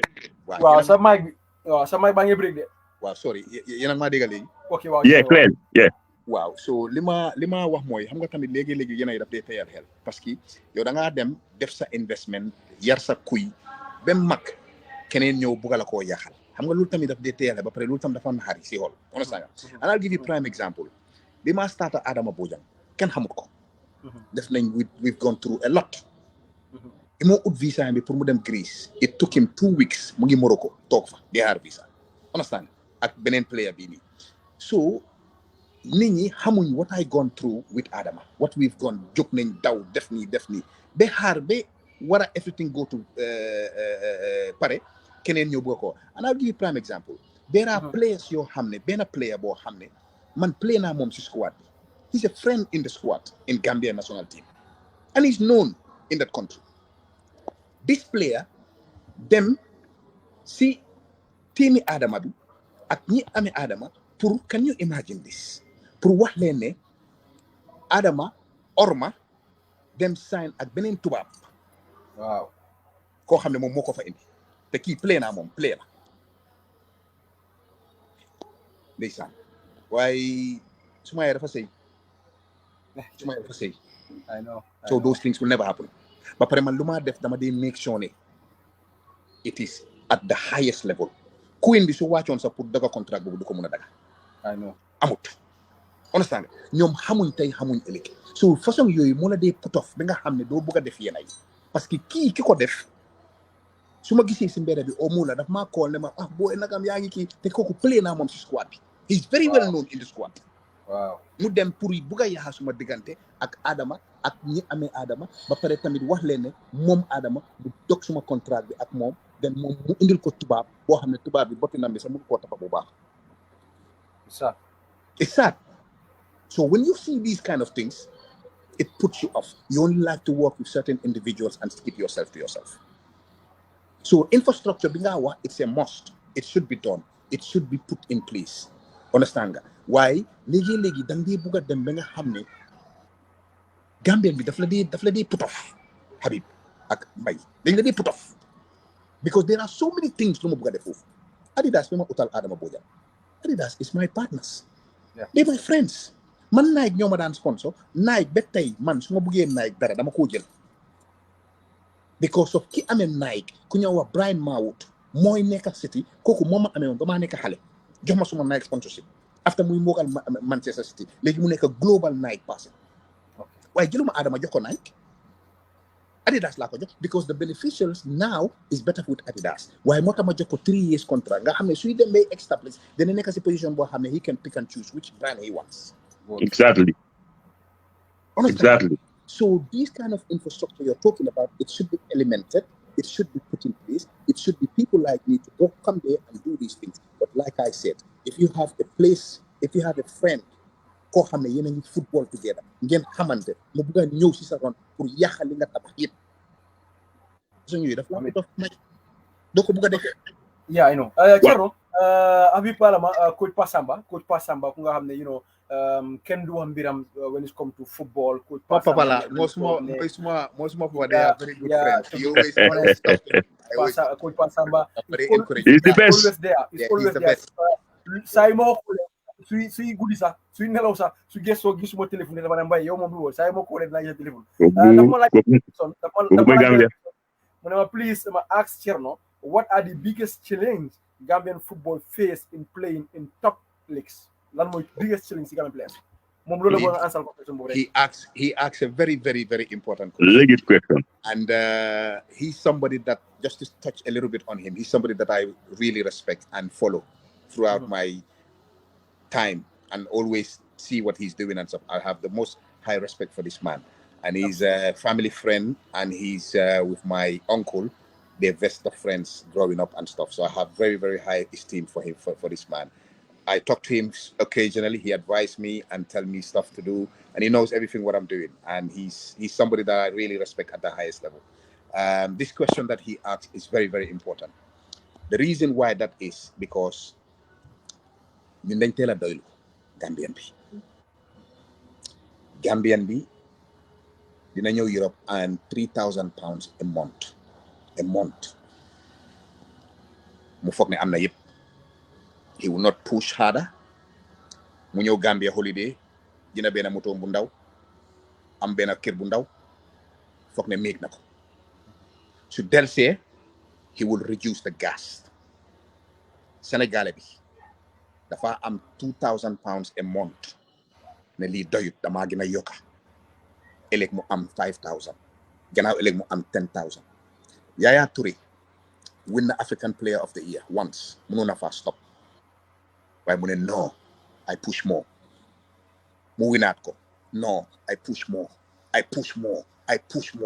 ba nga xam ne amatul any limit waaye Gambian bi we are full of ñi ñu surround bad influence ba pare ñun si suñ boppa duñ dee waxante suñ boppa digga before you talk about something look at yourself in the mirror first number one ba pare doylu bi mooy yow da ngaa am lu ndaw foog ne fu mu nekk fii la em doo push extra pour get the best ba pare di ñëw holiday foog ne yaa rey pol bi yaa rey bi yaa rey léegi holiday bi nga am digga la mun ngaa ñëw holiday ñëwal holiday su fekkee ne 3 weeks holiday nga am ñëwal holiday 1 week in Gambia beneen 2 weeks bi dellu laa sa club nga jiitu leen fa yokka nga xam ne ñeneen ñi su ñëw fekk yow pare nga season boobu daf laa jox even better nga push on moo tax we are not consistent moo tax nag ñu dee gis ñu dem ba si kaw including myself because I've been in that system and I've been a Gambian including myself. Understand? So this is the issue why we will never go forward and we will not go at the highest level and stay there. Because if you go at the highest level, you have to maintain it. You have to eat right. You have to sleep right. You have to sacrifice. ñoom Steven Gerrard ak ñoom Frank Lampard ak yi Frank su ma toogee moom ba ñooy wax soo toogoon a Frank da ngaa tiit because Frank 72 hours before a game du génn bunti këram 72 hours. Wow. Gambian bi a day before game bi sax da ngaa génn man bi ma player squad bi dañoo dem a day before game suñu jànxay di ñëw di ñu seet a day before game how are you gonna perform? Wow.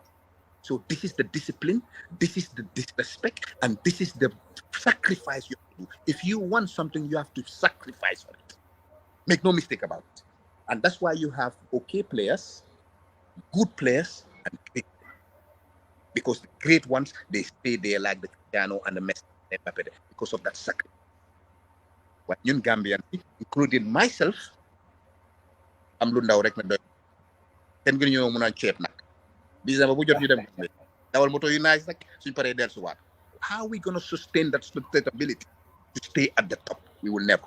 And until we change that mindset, until we change that arrogancy, until we change that mentality, we have a long way. Because we can have the likes of Maradona, Messi, but we will never sustain at the highest level. This is the must. And this is somebody telling you that's big. Wow. Okay. Yeah. But I think Cherno lu wax ni mooy dëgg Cherno waxam bi in any sport ñëpp xam nañu discipline is key. So bàyyi xel sax players yi nga xam ne dañ grow up in Europe jaar si youth setup bi when they play football and they gis ne yow from the Gambia or Nigeria or wherever you might be more talented waaye lu game bi laaj mooy di discipline kooku da nga ko dee gis si moom moo tax bu Noison ko ñëwee player Gambia dafa play rek most Gambians were like wow this guy is because nekkul ne he is the most talented he is disciplined ñun dañuy am talent waaye duñ dee discipline te Gambian bi du wax moromam dëgga daf ko oye star yow foo toj yow Gambian li ñu ne yow star nga nawetaan nga star di sol sot ibi Samba yi mel ni xanga why yo no bay let's call this bay ñun suñ players yi soo xoolee di talent in Yankuba Minteh nekkul si Jackson. Thank you. moo ko gën a gaaw moo ko dafa dribble hands down. Thank you.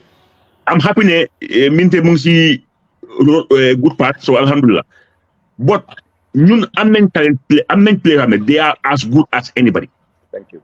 But lu Cherno wax fii yëpp mooy dëgg gis nga kañ la Gambian di feeku 150k or 200k. We want that. We want to see that. We want to see a Gambian from Koina di feeku baaru bari dem Koina du hard government moom single-handedly mu transform your entire village because yow am nga xaalis. Sadio Mane harut Gambia government Macky Sall mu ñëw Bambali he did what he is supposed to do.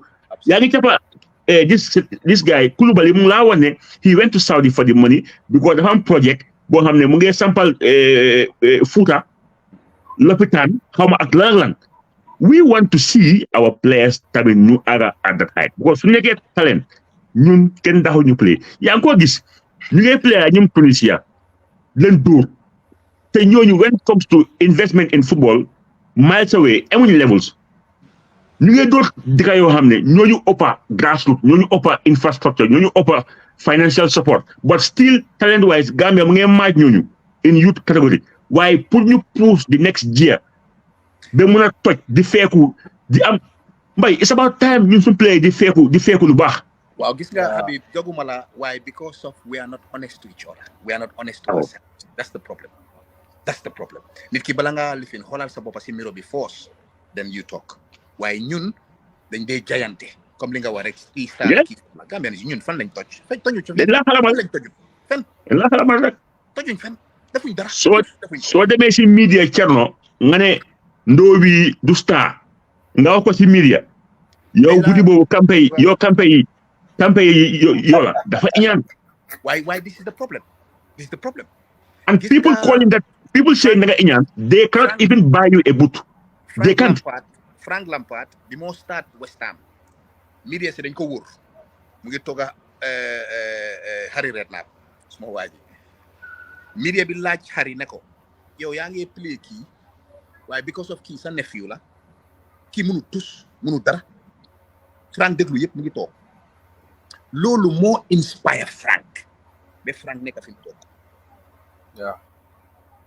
Harry ne leen gis ngeen ki ngeen a wax ne mënu dara he will go all the way to the top. And he did. So comme li nga wax rek loolu soo ko waxoon Gambian player tey yow moom doon na la but this is the truth. Even this guy ku dem Tottenham James Madison he said the same thing. Absolutely. mu ne ko yow moom football non Thank you. yow bàyyil. Thank you. They took it to the chin and they go. This is the issue. The issue is, to answer the question again, Mbai, we have to be honest to ourselves. Okay. We have to be sacrificing. We have to work harder. Te bay giant tebi. Ñun defuñ tous ben Gambian defut ñun dara lañ defut ñun tous dara lañ defut dara defuñ ko da nga def li ni rek dem play fi rek nga foog ne yow yaa toj boppam tojuloo dara stay fa consistently. That's when you say you've done something. Cherno I guess na fi mu nekk nii dinañ leen war a mën a bàyyi yeewi leen gars yi moom bu leen sanoon tey dinañ fi nekk ba 5 o'clock tey you know li wax rek di waxtaan baa dinañ am partout incha allah waaye Cherno dafa am benn question bu ma bëgg a man fu ma tëjee suma question bi rek xam su dee am na question mu laaj la rek ñu tëj yow tamit nga rapport bu loo bëgg a wax leena lañ si bëgg a rek mooy tey yàlla def na la ne yaa ngi am lot of contacts yu nga xam ne with this big agents ku mel ni kii di ama Steven Gerrard mu nekk diggante Europe ak si Arab si di fa yóbbu players sa diggante Chelsea sa diggante yeneen club si Barcelona Manchester United tey Cherno ndax pare nga pour gis ne yow ak the Gambia Football Federation di ngeen mun a amaan MOU bu nga xam ne di ngeen mun a liggéey together partnership together pour nga mun a dimbale réewi Gambia when it come to am na doomi anglais yu nga xam ne ñu ngi juddoo Angleterre ngay play championship League 1 League 2 waaye nag ne am nañ route si Gambian te yaakaar nañu suñu amee ñu nga xam ne ñoo mën a waxtaan ak gars yi ndaw yooyu dinañ dellu si playal seen réew mooy réewi Gambia waaye comme niñ ko gisee Sénégal dañoo involve seen ay nit foofu si biir lii di Europe te sénégalais bu juddu biir Europe muy France muy leen Sénégal dañ tara bi gis ne am nañ la nga dellu baax bi ko soo xoolee seen squad bi daf dee rotate every time yaa ngi gis ñu player ñu nga xam ne ñu ngi touch lii nag nekk lu nga xam ne lu jafe la because ku mel ni Mahi Camara mu ngi France Gambian la waaye benn tey Gambia mënuñ see jot because amuñ the right people yu nga xam ne they can talk to the boy they can confuse the boy ndax pare nga pour gis ne sa diggante ak GFF su fekkee ne ubbil nañ la bunta yi di nga mën a liggéeyal Gambia lii foofu si biir lii di Europe muy Angleterre muy France fu munti doon because tey ku ne Cherno Samba xam na ko si football ndax FF bi mus nañ laa yéegu ak yow ndax yow pare nga pour gis ne di nga yéegu FF bi pour liggéeyal for the interest of Gambian football. Absolutely. My arms are always open for everybody, especially Gambians. To be honest, nit ki mom da nga wax sa digga rek waaw te GFF ñom they've always opened the door for me to help any capacity that I can. So that's a clear vision. Okay, they always allow me to do whatever I need to do. So whatever capacity they want me to help, I can. Comme li ma wax man ko defal yeneen dëkk yi why can't I do it on my own? Understand?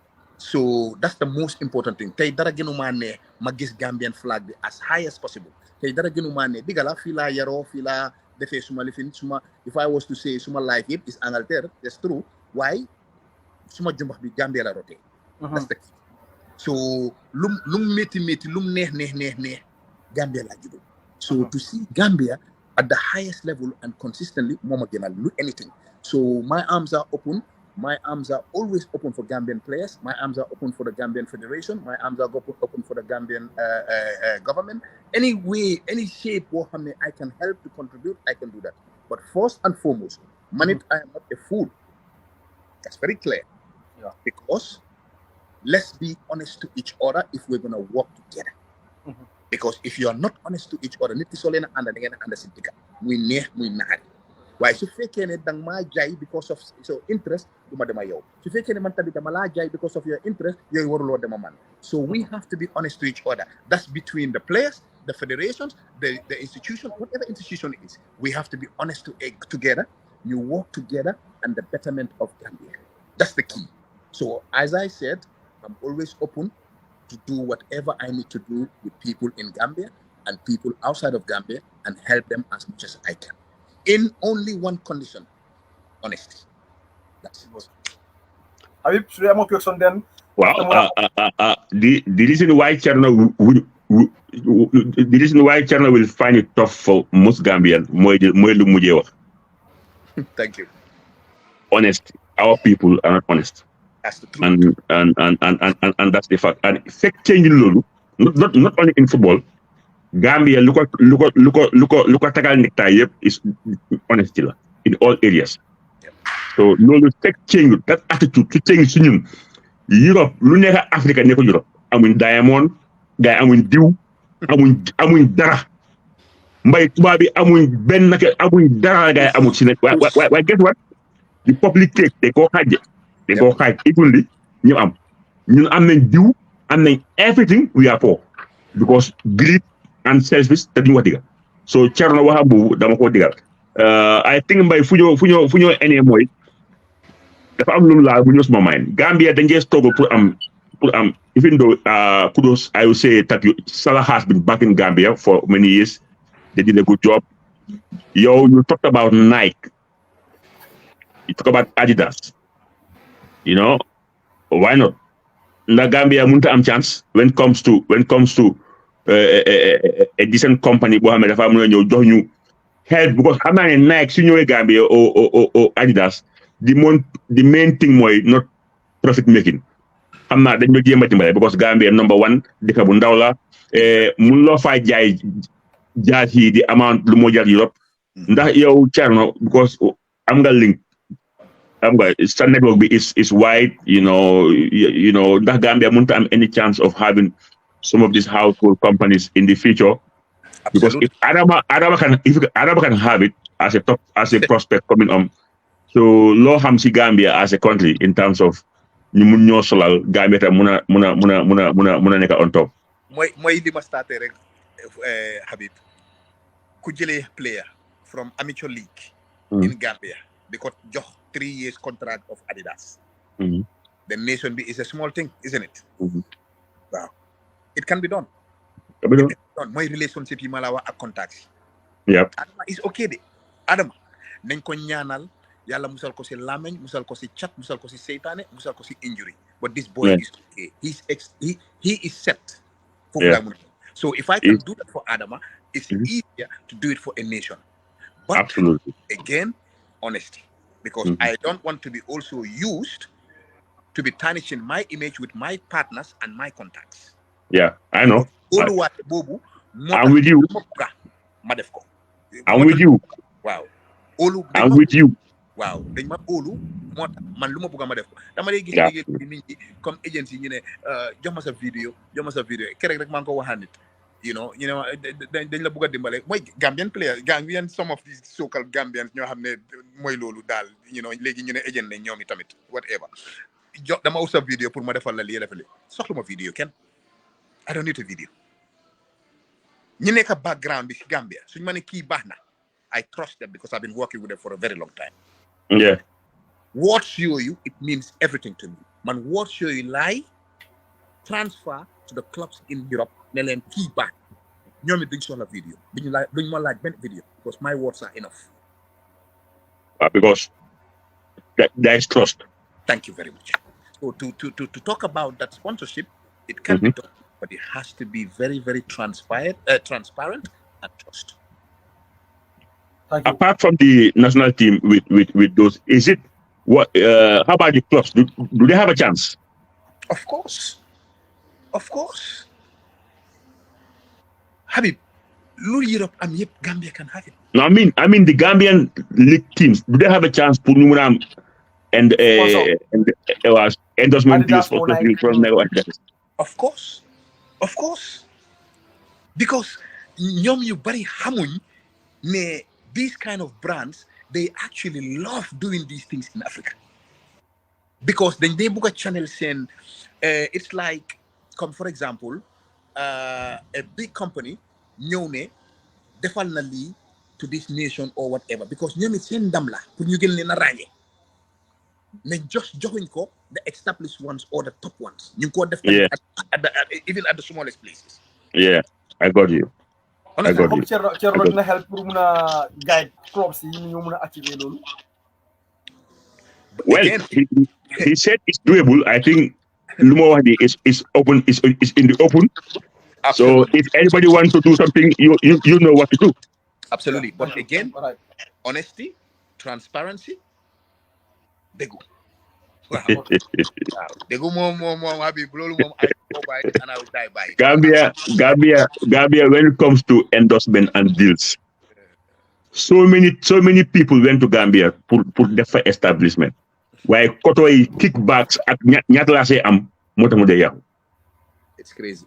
That's Gambia for you. Yeah. Why gis nga Habib, even the kickbacks, and I'll just interject in that. Tuba bi ci bop dañu kickback. I'll tell you that. But you know what's the difference? The difference.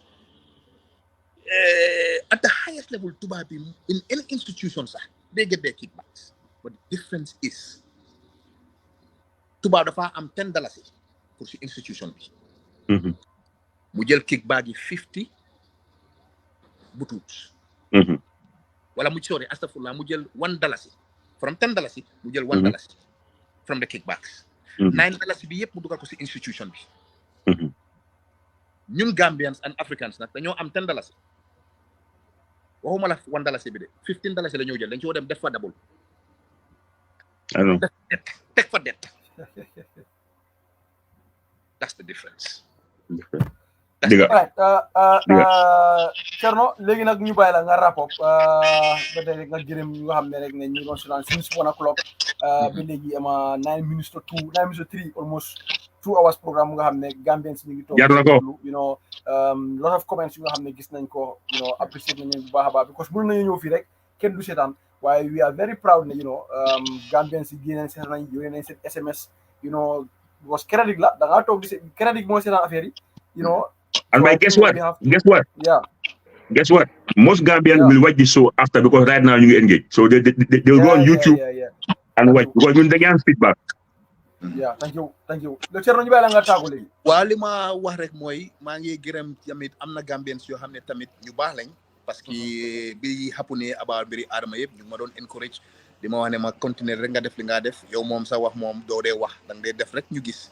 Waaw parce que suma yaay moo dee wane sooy dem fooy suñu xamee fooy dem moom doo egga so man moom suma wax yëpp moom noppi la rek so and let them talk let them rumor and you do your job as the best of your ability so I've always been doing that so waaye maa ngi gërëm tamit Gambians yoo xam ne tamit they are good they are very good people because am nañ dignity am nañ respect bi ba pare tamit xam nañ te maa ngi wax tamit ñi ma liggéeyal tamit I trust them with my life te wonuñ ma benn any way shape or form boo xam ne dama leen a ñàkk a trust so ñooñu tamit maa ngi leen a gërëm bu baax a baax xam nañ seen bopp te wax leen tamit Gambians yoo xam ne tamit to be honest they are very good people they are very very very good people because dafa nekk rek ne naka la tuddaati saaku computer moom benn bu yàqoo rek yàq yëpp waaye ñëpp tamit bonuñ waaw ñëpp tamit bonuñ because am na ñoo xam ne they are genuine am na ñoo xam ne they have principles and respect so ñooñu tamit xam nañ seen boppam maa ngi leen a gërëm am na Gambians yi ñoo xam ne tamit fans yi ñu bari dañ ma dee text dañ ma dee email dañ ma dee send messages in Facebook and all that stuff du ma dee mën a tontu ñëpp nag because man moom mooy loolu dama dee am ay thousands of messages all together waaye I try and engage as much as possible that I can te yoon tamit yow yaa Habib tamit di leen wax ne tamit jërëjëf si li ngeen ma invite because yéen a ngeen def a wonderful job suñu leen waxu gàcci ngaalaama dañ ungrateful wow and other social media platforms yoo xam ne tamit some of them not all of them some of them in the media platform in Gambia I would say about 5% is genuine and what's the word genuine and know what they're doing. The rest, I don't even look at them and look at what they're doing because all they do is paste and copy. They don't even know what they're doing. So ñooñu dañ war a gën a bàyyi seen xel jànga si mel ni yéen then nga xam ne they better themselves. Why? If you look at the narrations and the things, it's all about one-sided. Nit ki mun nga koo criticize because it's good. Mun nga koo criticize but in a respectable way. Nit ki soo ko man suma life I prefer to be even criticized because loolu daf ma di gën a fas loo job man I work better in a stress and pressured situation. That's when I get my best of my ability. But when I'm relaxed, that's when I mess up. But when I'm under pressure, that's when I strive from that and be a better person and do what I need to do. So you can criticize people, you can say, but so hamut lo hamut bul wax parce que besi yomal ki yama dinañ ko fa waxee. I'm not here to preach anybody. Why? Because dañ dee tuumal ñu bari di leen wax loo xam ne amut ak loo di speculate and stuff like that. Get your sources, get your right facts, and then write what you want to write or say what you want to say, but don't just talk for the sake of talking. So to cut the long story short, kontaan naa trop si li ngeen ma invite surtout yow Mbaye waaw yow moom dañ dee déggoo so continuer def li nga def bul xaadi si benn boor.